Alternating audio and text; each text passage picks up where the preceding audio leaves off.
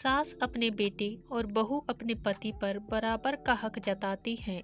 इस बात से तकरार बढ़ना शुरू हो जाती है। ऐसे में बहू को यह सोचना चाहिए कि आपकी सास ने इतने वर्ष तक आपके पति को पाला है, उसकी हर छोटी बड़ी जरूरत का पूरा ध्यान रखा है। जैसे आपकी माँ आपसे प्यार करती है, वैसे ही सास अपने पुत्र से प्यार करती है। सास और बहू अगर ये तीन बातें ध्यान रखेंगी तो कभी नहीं होंगे झगड़े, रिश्ता होगा मजबूत। यूं तो समाज की नज़र में सास और बहू का रिश्ता बहुत जटिल माना जाता है। अमूमन लोगों की यही राय होती है कि इस रिश्ते में पटती कम है, जबकि इस रिश्ते की गहराई को जाने तो दो महिलाएं अपना ज़्यादातर जीवन इस रिश्ते में ही निभाती हैं। जब एक नई बहू ससुराल आती है तो उसके मन में सास के व्यवहार को लेकर भय रहता है। सास भी यही सोचती है कि नई बहू से पटेगी या नहीं। ऐसे में यदि बहू सास को माँ और सास बहू को बेटी मान ले तो यह रिश्ता काफी प्यारा हो जाता है। मनोचिकित्सक रूमी अग्रवाल से जानिए ऐसी तीन बातें जो सास बहू के झगड़ों को बंद कराकर इस रिश्ते को मीठे और मजबूत करेगी।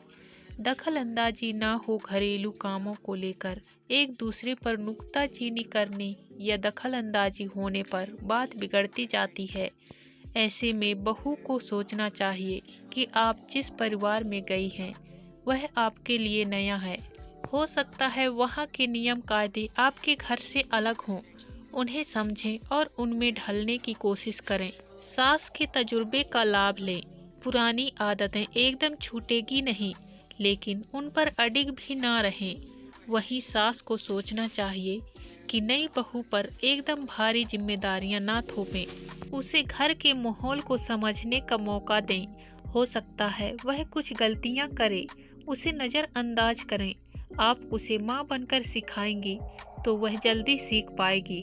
प्यार से किसी को जल्दी अपनाया जा सकता है। कुछ बातों को लेकर कहा सुनी हो जाना भी सामान्य बात है। इस विवाद के मूल में जाकर स्थिति को सुधारना चाहिए। बहू को सोचना चाहिए कि अपनी सास के प्रति सदैव आदर पूर्वक व्यवहार करें। मायके में सास की चुगली ना करें। सास को अपना दृष्टिकोण समझाएं और उनसे उनकी आपत्तियों का कारण भी समझें। किसी बीजवान की मदद लेने की बजाय घर की बात घर पर ही निपटाएं।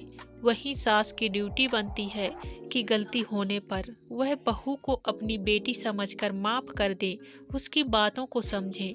हो सकता है उसके कहने का तरीका गलत हो, लेकिन उसकी बात तार्किक हो। आज की कहानी में बस इतना ही दोस्तों। इसी तरह मिलते हैं फिर किसी नई कहानी के साथ। तब तक के लिए धन्यवाद।